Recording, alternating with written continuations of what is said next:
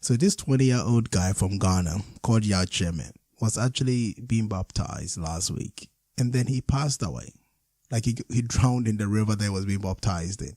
Like that is just, it's like you couldn't even make this thing up. I mean, you join in these, or you believe in these things for protection as well. Okay.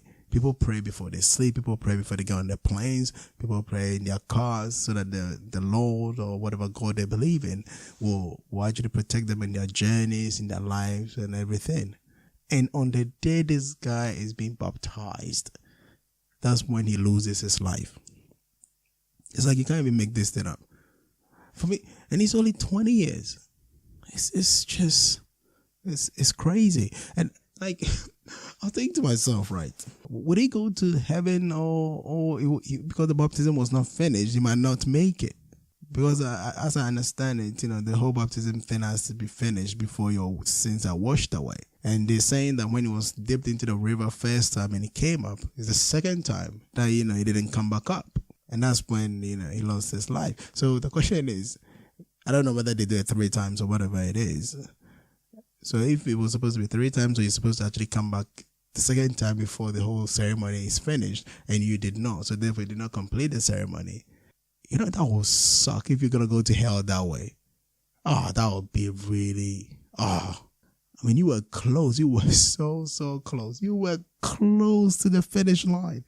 You nearly made it. And now you're not going to make it simply because you died during the ceremony that would have made you make it.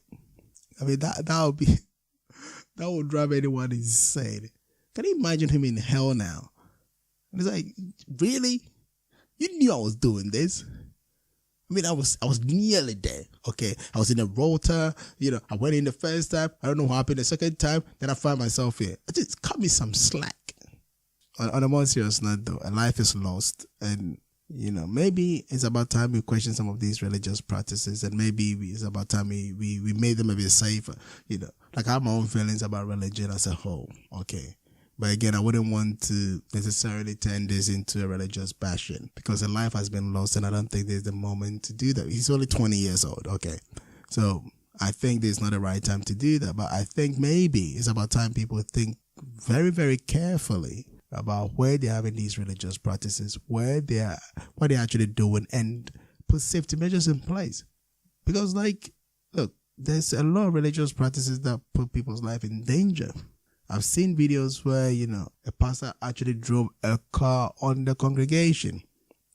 I've seen videos where a pastor made people, drink petrol, and all these things can be safe. I know they will tell you they prayed on it and whatnot, and somebody was actually spraying insecticides in people's faces and stuff like that. Look, I know what they're going to say, but I don't think that, it's a safe thing, and maybe we have to come up with ways to actually protect people. And maybe if you're going to baptize people, it can't be in a river or something. Therefore, it might have to be in some safe, and they might just have to do like how they baptize little kids in Catholic church or something. Or if you're going to be in a river, maybe they have a protected bit where it's a very shallow end, and then they can just dip you in and stuff like that. But if you allow everybody to, to just do whatever they want, maybe we might lose more lives. And also, I think this is an accident anyway, because I'm also assuming this church has been probably doing this for God knows how long. But I think one life is still more than necessary, so something has to be done. Anyway, let me know what you think of this story, and please do not forget to comment and do subscribe anyway.